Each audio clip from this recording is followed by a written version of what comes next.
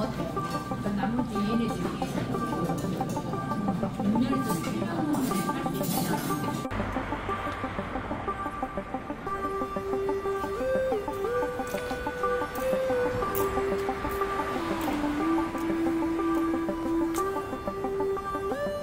이게 쉬운 길 아니라는 거를.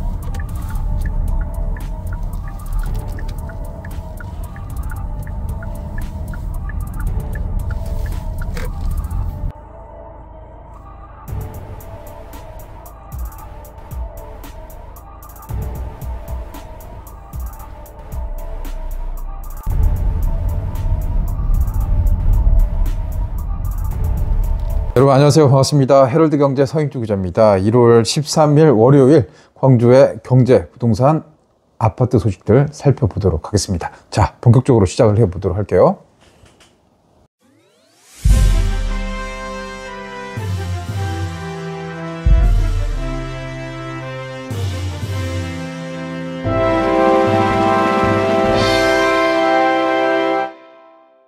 자, 광주 글로벌 모터스 빅그린 3단 이 캐스퍼를 생산하고 있습니다. 현대차에서 위탁 생산하고 있는 광주형 일자리 사업.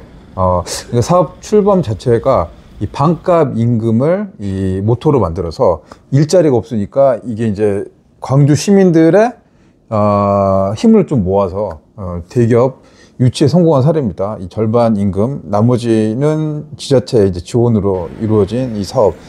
이게 한 3, 4년 정도 운영이 되고 있었는데 이 3년 6개월 만에 이 파업이 시작됐습니다. 지난 금요일 이 파업 시작돼서 생산 라인이 4시간 가까이 멈춰 섰었는데 이게 지금 이제 강대강 구조로 가고 있습니다.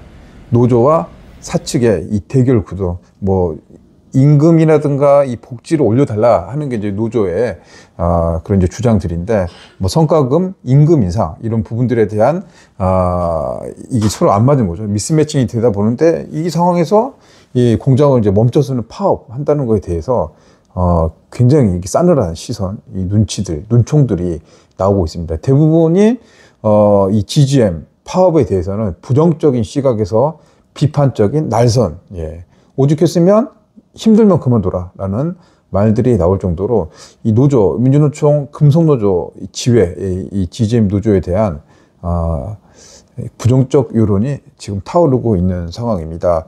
일단 광주형 일자리 그 약속 3년 6개월 연간 이제 누적 생산대가 대수가 35만 대가 되기 전에는 노사 협의회를 통해 가지고 임금이라든가 기타 복지에 관한 부분들을 이제 결정하기로 했습니다. 그러니까 노조를 만들지 않겠다라는 사회적 합의로 이 사업이 시작이 됐는데, 이게 이제 화장실 갈 때야 나올 때가 좀 다르다는 말처럼 이제 공장이 어느 정도 좀 돌아가고 이 캐스퍼가 16만 대 정도 판매를 했단 말이죠. 그러니까 어느 정도 좀 돌아가고 있어요. 직원들도 550명. 그 사이 이제 노조원이 만들어지기 시작했는데 현재 노조원은 230명 조금 안 됩니다. 이 노조원. 이렇게 됐어요. 그러다가 이제 파업을 이제 시작을 하고 이번 주 이제 오늘부터 이제 본격적으로 이제 파업을 하려고 이 협상을 하고 있습니다. 이 줄다리기 협상. 근데 거의 강대강. 현재로서는 평행선이다. 이대로 되면 이 노조원들 상당 부분 50명, 60명이 돌아가면서 이제 파업을 하게 되면 이 물량, 이 생산 물량이 하루에 한 200대 정도로 생산하거든요. 생산해서 이 중에 80%는 수출합니다. 북미라든가 유럽으로 수출한단 말이죠. 근데 그 납기라든가 일정에 차질이 생길 수밖에 없습니다. 숙련된 노동자가 현장에서 잃어버리고 이 파업을 하게 돼버리면 공장 라인들이 안 돌아가고 생산성이 저하되고 불량률이 높아갈 수 있다라는 우려가 나타나고 있다. 그래서 지금 이제 각계각층에서 지금 이제 노조 하지 마라, 안 된다. 지금 이 상황에서 그날에도 어렵지 않습니까? 지금 광주가 경제 어렵습니다. 내수 소비 21년 만에 최악을 치고 있습니다. 자영업 경기도 힘들고 제조업 경기도 마찬가지고 이 지방 부동산 시장도 지금 얼어붙어 있는 상황에서 전반적인 광주 경제가 안 돌아가고 있는 상황에서 이 GGM 이 파업은 배부른 소리하고 있다라는 진짜 이런 비판이 많으니까 한 번 더 재고를 하면서 파업이 아닌 다른 방향에서, 예, 이 중재안을 찾고 해야 됩니다. 물론 이제 월급 인상해주고 성과금 좋고 많이 주고 뭐 복지 혜택 좋고 이건 뭐 근로자 입장에서는 당연히 요구할 수 있는 그런 권리인데 이 사업이 왜 만들어졌는지 처음 시작 토대가 어떻게 됐는지 이 GGM이 만들어졌을 때 이 지역의 지역 사회 그런 기업들이라든가 이 구성원들이 출자를 했습니다. 투자를 했단 말이죠. 예. 그래서 이걸로 이 기반으로 해서 만든 회사다 보니까 일반 개인 기업이 아니라는 소리입니다. 예. 이 광주의 염원을 담은 이 공동체 사업으로 추진된 거니까 지금 이게 아직 이제 크지도 않았는데 이 사업이 완전 커서 아주 잘 나간 것도 아니잖아요. 지금 이런 상황에서 지금 뭐 황금알을 낳는 거위를 배를 자르자라는 그런 비유까지 나오고 있는 상황. 예. 이 선택에 대해서 많은 분들이 분통을 터뜨리고 화를 내고 있는 상황입니다. 근데 문제가 이제 이 파업 문제가 이걸로만 끝나는 거 아니란 소리죠. 이 노조의 파업이 현실화되고 있고 이제 지금부터 시작되고 있는데 이게 이제 길어지면 GGM에 투자한 이 주주들이 이 파업 손실에 대한 이 법적 대응, 투자금 회수 이런 거까지 이제 이야기를 하고 있다는 소리죠. 예, 강대강.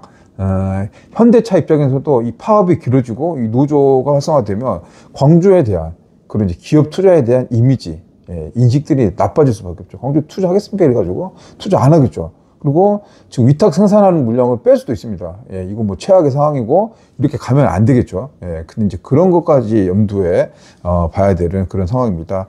GGM은 앞서서 설명한 것처럼 2019년 노사민정 이 대타협을 통해서 적정 임금, 적정 노동, 이 무노조 경영을 표방하면서 광주형 일자리 핵심 사업으로 출범을 했습니다.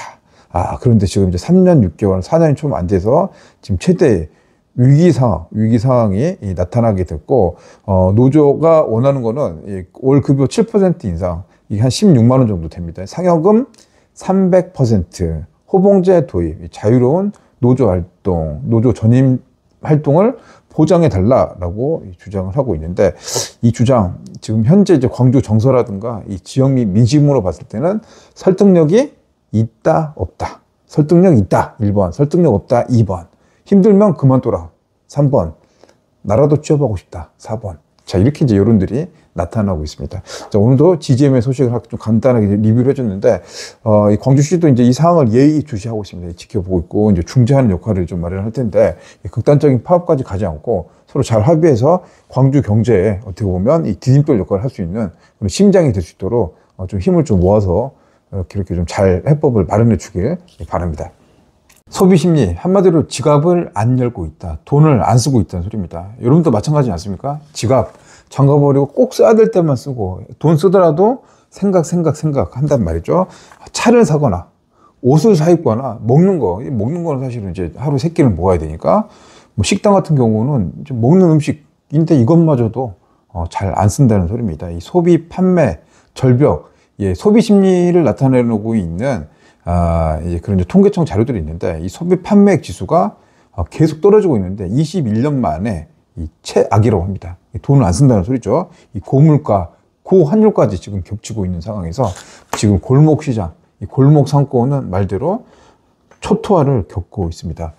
제가 이제 살고 있는 곳이 광주의 양산동이라는 곳입니다. 집 앞에 상권들이 잘 형성되어 있고, 식당들, 술집들, 카페들도 굉장히 많이 모여 있는데, 요 앞에서 딱 봤더니, 저거는 굉장히 좀 인연이 깊은 식당이 바로 집 앞에 있습니다. 닭갈비 식당이에요. 홍춘천 치즈 닭갈비. 이 식당은 제가 8년 전에 제가 자영업 사업을 첫 번째로 투자했던 그 매장입니다. 광주에 이 홍춘천 닭갈비 1호점을 제가 투자를 해서 4년가량 운영을 했습니다. 호남대 바로 앞에서 장사가 정말 잘 됐습니다. 한 2년 가까이는 정말 잘 됐고, 거의 한 8개월, 9개월 만에 투자비가 회수가 됐습니다.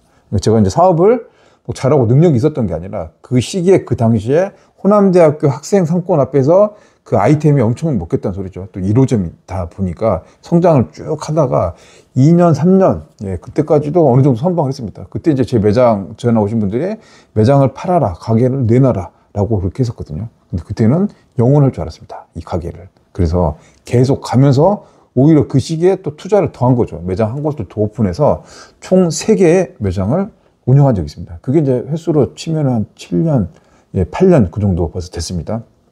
그런데 알다시피 이제 코로나19 시기에 굉장히 힘든 시기를 보냈습니다. 매장 3곳이 코로나의 직격탄을 맞았습니다. 이 대학상권 2개의 매장은 매출이 80%, 90% 하락되면서 아르바 자르고 직원 자르고 결국은 저 혼자 남아서 가게 하나는 혼자서 1년 동안 1인 자영업으로 버틴 그런 경험이 있습니다. 지금은 이제 시간이 좀 지나서 웃으면서 이렇게 이렇게 이야기도 할 수 있지만 그때는 진짜 힘들었습니다. 예.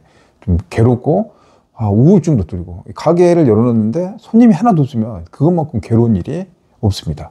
예. 그래서 정말 지금 그 고달픈 이 자영업의 그 현실을 애달픈 사장님의 삶을 그래서 제가 이제 감정이입돼서 이해를 합니다. 그래서 저는 식당 가면 설령 뭐가 부족하거나 잘 안 돼도 뭐라고 말 안 합니다. 그냥 이해를 하고 참습니다. 머리카락 들어가도 그냥 빼고 조용히 먹고 나오고 그럽니다. 이제 그런 말을 잘 못 하겠대요. 진짜 해봤으니까.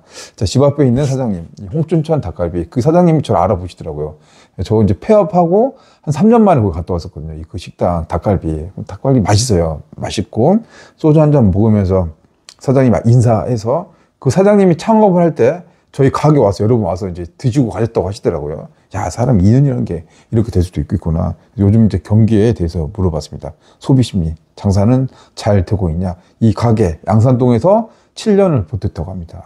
정말 지금 대단한 그런 분이시고 요즘 분위기가 어떤지 현장의 모습은 이 닭갈비 먹으면서 볶음밥을 먹으면서 잠깐 인터뷰한 내용이 있으니까 그 내용을 참고하시면 이 광주의 경제 또 자영업 시장의 흐름들을 통해서 우리 서민들의 삶, 골목 상권의 흐름들을 조금 파악할 수 있지 않을까 싶습니다. 자, 그 영상 참고해 주시기 바랍니다. 전직 홍춘천 치즈 닭갈비 사장이 현직 매장에 왔습니다. 제가 이 닭갈비를 창업한 지가 한 4년 운영을 했었고 폐업한 지도 벌써 4년이 됐습니다. 오늘 이제 그 친구랑 집 앞에 마침 또 여기가 매장이 있더라고요. 여기서 오늘 진짜 오래간만에 먹어보네요. 이게 폐업하고 한 4년 만에 이 홍춘천 치즈 닭갈비 정말 피와 눈물과 애환과 애정이 가득한 이 닭갈비를 이 소주와 함께 먹어보도록 하겠습니다. 좀 장사가 잘 된 데는 좀 아니에요? 상권도 발달됐고. 그렇죠. 근데 이제 또 첨단이 또 가깝다 보니까 첨단을 가고요? 이게 좀 젊은 세대들은 첨단으로 바로 넘어가고. 젊은 세대 좀 여기는 좀 나이가 있으신 분들이 좀 계시고 젊은 사람들은 첨단으로 간다고. 그렇죠. 이제 가족 여기 이제 여기 양산동 자체가 가족 단위가 많이 있다 보니까 어린애들과 부모님들이 많이 오시고 그거 아니면은 가족 단위 배달도 하세요? 배달도 하긴 하는데 배달은 거의 안 되더라고요. 여기 와서 먹어야 맛있어요. 네, 맞아요. 배달은 맛이 없어요. 맞아. 해보셨잖아요. 해보셨으니까 아실 거예요. 그래, 맞아요. 이게 그 맛이 안 나더라고요. 확실히. 집은 여기서 가까우시고? 네, 여기에서 바로 걸어서 오시고. 네, 그나마 차 타고 다행이네. 왔다 갔다 하긴 하는데 금방이에요. 나는 집이 멀었거든요. 첨단 이주구에서 거기 선원집까지 엄청 멀어가지고 힘들었어. 그러니까 야, 근데 그때 처음에 진짜 잘 되셨었는데 그렇죠. 근데 어떻게 코로나도 되고 뭐 7년을 버텼으면 엄청 잘한 거예요. 어거지로 먹혔죠. 진짜 고생하셨는데 나의 그 마음을 너무 내가 잘한 것 저 같아요. 그거 보면서 저도 진짜 울컥했다니까. 기분이 되게 맛있네요. 여전히 맛있네요. 내가 좋았어요. 그 맛은 그대로네. 오랜만에 드셔서 더 그러신 게 아니에요. 나는 진짜 오랜만에 홍춘천은 사실은 이제 있는 데도 많이 없고 네, 이제 많이 사라져버려요. 왔다가 왔는 거가 좀 맛있네요. 대단하시네요, 사장님. 또 지금 좋지 않은 소식, 안 좋은 소식들이 좀 많네요. 지금 좋은 소식들이 좀 많이 나와야 되는데 안 좋은 소식. 광주 전남 여행사들의 피해가 속출하고 있다고 합니다. 지금 1월달, 2월달이 겨울방학 시즌이잖아요. 이 여행의 성수기, 관광 성수기라고 할 수 있습니다. 특히나 2주 앞으로 다가오고 있는 이 설 연휴, 최장 9일까지 쉴 수 있는 황금 연휴. 이 시기에 여행사들이 좀 돈 좀 벌어야 되거든요. 근데 여행 상품들이 다 취소되고 있다. 모조리 취소되고 있어서 여행사가 코로나19 위기에 정말 진짜 그 망하게 되는 그런 상황까지 오게 됐다라고 이제 사장님들이 하소연을 하고 있습니다. 이 12월 계엄령, 비상사태가 나왔었죠. 계엄사태, 탄핵 종국, 또 무한 참사, 이게 결정적입니다. 이 무한 참사, 제주항공 참사가 일어난 무한공항, 거기 이제 노선이 싹 중단됐죠. 이게 이제 장기화 될 것 같습니다. 한 6개월 정도는 이 안전정비라든가 기타 심리 이런 것들이 살아나지 않을 것 같아요. 그래서 어렵게 만들었던 이 관광산업, 광주 전남 여행사들의 인프라 자체가 거의 폭삭 무너져 내렸다. 실제로 이제 1월 달에 전남에 여행사가 670개 여행사가 있습니다. 여기 상품이 890건이 취소가 됐습니다.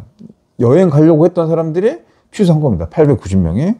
광주는 얼마? 광주는 얼마냐? 이 110개 여행사가 있습니다. 근데 여기도 1200건이 취소됐습니다. 예, 그러니까 여행 가려고 했었던 사람들이 다 취소하니까 돈을 치면 수억, 수십억, 그 정도 돈이 나올 것 같네요. 예, 대형 여행사도 실제로 이제 현수막도 떼어놓고 이제 문을 닫게 되는 그런 상황까지 나타나게 됐습니다. 이 해약률을 보면 취소하는 게 평소에는 5에서 10% 정도 여행사 이제 해약률이 나오는데 지금 현재는 96%. 그러니까 싹 다 여행을 취소하고 있다. 여행을 가려고 하신 분들이 광주 전남에 한 10,000명 정도 됩니다. 이 수치로 치면 가족 단위 여행객들 10,000명이 여행 안 가겠다. 예, 그냥 있겠다. 이렇게 발표가 나왔습니다. 전남도도 비상이 걸렸습니다. 지자체 비상이 걸려서 여행사의 홍보 마케팅비 이 300만 원을 지원하는데 이게 사실 언발의 오줌 넣기가 아닌가 싶습니다. 여행이라는 게 갈수록 위태위태하고 좀 불안해진 것 같아요. 이 사업 자체가 좀 안정성이 담보가 되지 않는 상황, 이 리스크가 큰 사업인 것 같습니다. 좀 벌어먹게 살기가 갈수록 어려워지는 이 시대, 이 무한 경쟁 시대에 예기치 못한 이 대형, 이 변수들까지 이렇게 일어나고 있는 현장이었습니다. 자, 오늘은 광주 전남의 경제 소식인데 약간 좀 힘든 우울한 그런 소식들 나오게 됐습니다. 이 경제가 살아나야지 부동산도 살아나고 아파트도 살아날 텐데요. 조금 좋은 소식들을 올해는 좀 나왔으면 좋겠는데요. 이 상반기까지는 많이 힘들 것 같습니다. 어둠 속에 갇혀 있을 것 같고 하반기는 조금 나아지지 않을까. 약간 좀 반등의 좀 그런 기운들이 나오지 않을까 그렇게 조심스럽게 예상을 해봅니다. 1월 13일 월요일 오늘 방송은 여기서 마치도록 하겠습니다. 여러분 시청해 주셔서 감사합니다. 또 다음 시간에 뵙겠습니다. 편안한 밤 되십시오. 고맙습니다.